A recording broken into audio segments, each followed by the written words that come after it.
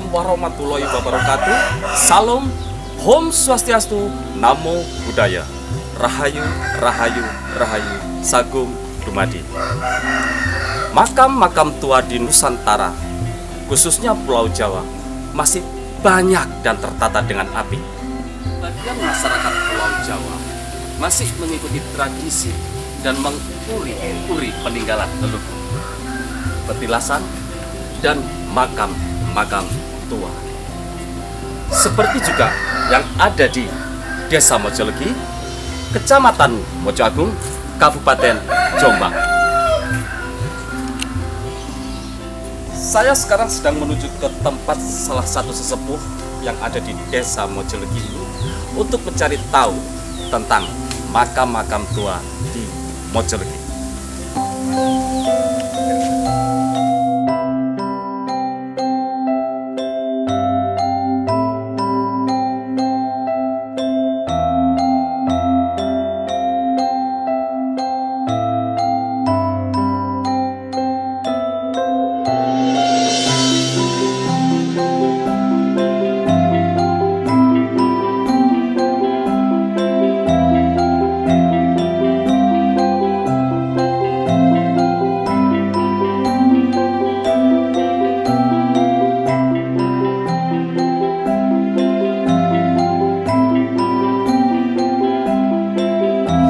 Desa Mojolegi ini terdapat petilasan dan makam tua.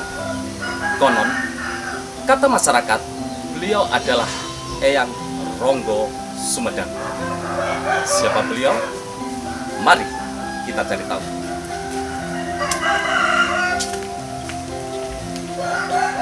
Saya sekarang berada di Padepokan Bopo Surat. Kita cari tahu tentang makam-makam tua yang ada di Mojolegi ini. Rahayu Bopo.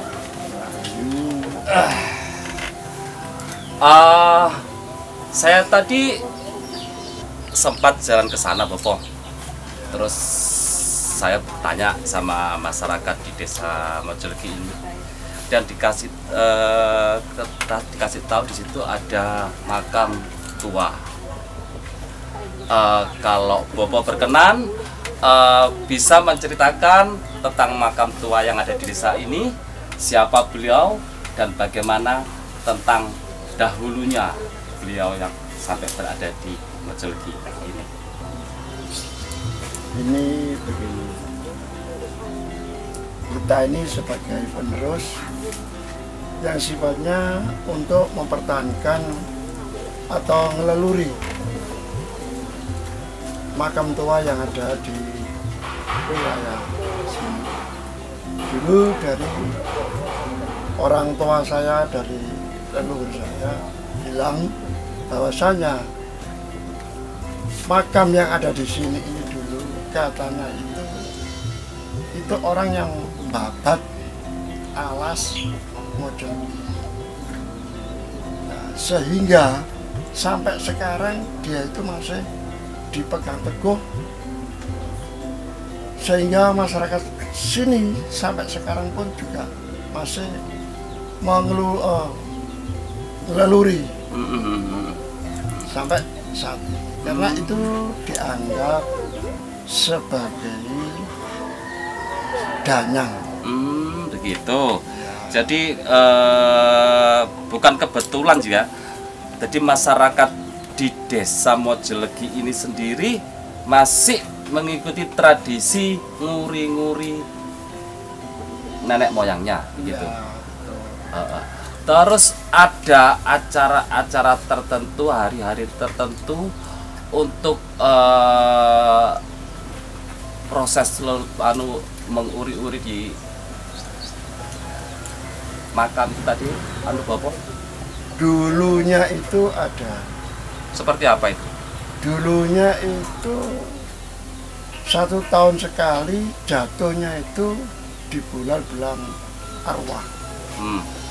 Dengan arti dia itu menghargai arwah-arwah yang ada di wilayah sini, termasuk ya arwah Mbah Ronggo itu. Nah, sehingga setiap bulan arwah itu penduduk sini itu berduyun-duyun mengadakan selamatan atau barian. Yang itu wujud sifatnya satu, untuk mempertahankan supaya cerita itu tidak hilang sekali. Oh begitu. Jadi anak cucu itu bisa mengerti tentang sepak terjang leluhurnya yang dulu, begitu kah? Ya, Terus makam tua yang ada di Mojologi ini, apakah hanya orang-orang masyarakat setempat atau orang lain yang datang ya? ya sementara ini yang tahu hanya masyarakat setempat. Gitu. Karena mengingat menimbang itu pesan dari Eyang sendiri. Yang katanya itu, aku jangan kau orbitkan dulu. Begitu. Apakah tadi Bopo mengatakan Eyang ya? Apakah Eyang yang disebut oleh Bopo Surat itu ada hubungannya dengan masa kerajaan atau apa? Kalau saya lihat dari sisi pengalaman, selama saya mengabdi di situ, itu kayaknya itu ya orang kerajaan. Menurut pribadi saya. Oh begitu. Tapi kalau masyarakat sini secara luas itu banyak yang nggak tahu. Ya tahunya dia itu sebagai Danyang. Gitu ya. Kalau menurut pribadi Bopo Surat sendiri, beliau ini di era kerajaan apa? Menurut saya, atas dasar dari pengabdian saya, ternyata itu orang Majapahit. Oh, masih Majapahit ya. Iya. Tadi juga ada, kita sempat mampir juga ke satu tempat selain makamnya Eyang Ronggo Sumedang, sebelahnya ada makam lagi. Nah, bisa diceritakan juga sepengetahuan Bopo Surat, itu tempat apa, makam apa, penjelasan apa, barangkali bisa memberi penjelasan untuk masyarakat. Itu menurut setahu saya, itu sebetulnya itu dengan besarannya Eyang Ronggo Sumedang itu nggak jauh. Karena menurut pendapat saya itu masih ada hubungan famili. Oh, masih kerabat. Masih kerabat. Oh, iya, iya. Bahkan katanya itu yang di sana itu, yang di Maronggo itu katanya itu paman. Jadi yang sini ini, ya sehingga aku mengatakan itu sebagai keponakan. Cuman kalau dilihat dari segi kekuasaan, sepertinya kekuasaan itu ada yang di sini. Cuma yang di sana yang lebih terbuka. Yang sana lebih tua, Yang sini lebih muda. yang lebih muda. Cuman posisi kalau zaman sekarang derajatnya lebih tinggi yang di sini. Lebih tinggi yang di sini. Nah, kalau yang di sini tadi yang saya maksud yang derajat lebih tua, itu apakah makam umum atau bagaimana? Setahu saya, dulu itu selama saya mengabdi, dia tuh tidak mau mengatakan ini sebagai makam dan tidak mau mengatakan bahwasanya ini sebagai petilasan. Tapi katanya dia tuh bilang itu padepokan. Jadi kemungkinan besar karena adanya dia tuh bilang kalau di sini padepokan, ya kemungkinan besar pasti menurut saya di belakang layar itu masih ada rahasia yang perlu diungkap lagi. Oh, Bopo sudah lama ya mengabdi di sini ya? Iya. Tentunya banyak pengalaman pahit, pengalaman manis untuk merawat makam-makam tua di sini. Baik itu tentang orang masyarakat yang datang dan pengalaman spiritual. Bisa sedikit menceritakan nggak? Barangkali bisa untuk menjadi satu cerita nanti seperti ini. Ya, setahu saya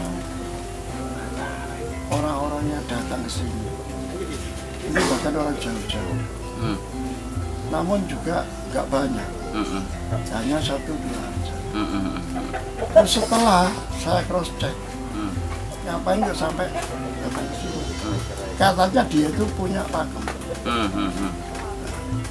Pakemnya ternyata orang itu, saya tanya lebih dalam, dia itu katanya mempunyai pakem buku masalah makam-makam Mojopahit yang ada di wilayah Indonesia. Nah, akhirnya dia menemukan pesarian ini. Salah satunya di sini. Ya, salah satunya ada begitu.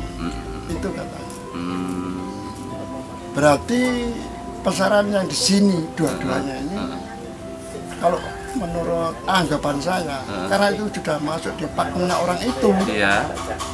Katanya itu pakemnya itu pakem Mojopahit. Iya. Ya secara otomatis, berarti yang ada di sini berarti orang Mojopahit. Ini menurut hasil penelitian saya sendiri. Oke, saya kira cukup, Bapak.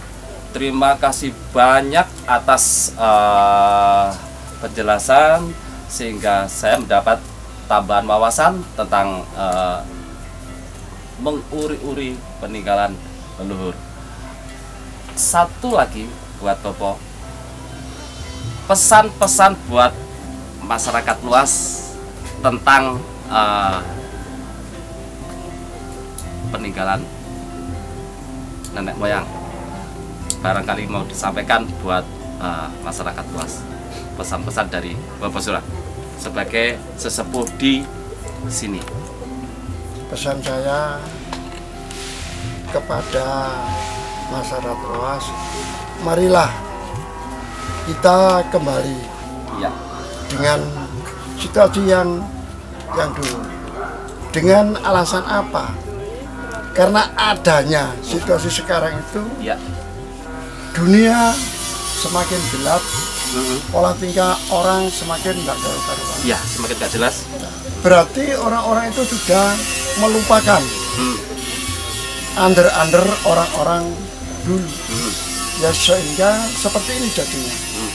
Maka dari itu saya menghimbau untuk semua hal ramai, marilah kita kembali dengan tatanan, aturan nenek moyang kita dulu, sehingga Anda semua, termasuk saya juga, menjadi orang yang tansah eling. Karena orang yang eling itu menurut saya orang yang akhirnya menjadi orang yang bejo, selamat dalam. Betul, iya. Gak ilang Jawa nih. Karena ada unen-unen, wong nek ora Jawa itu terusnya gendeng. Lah mulane supaya gak disebut dadi wong gendeng, monggo sakniki balik tengene tatanan kados dene wong Jawa sejati.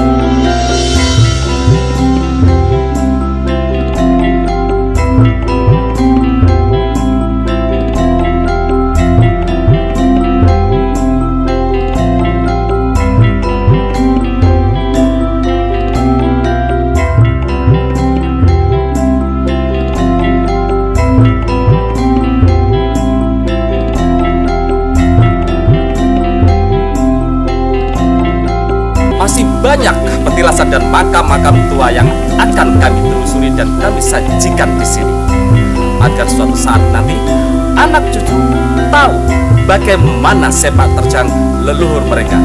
Saya Atmojo Bocangon, Sarutin Yuk Channel, pamit.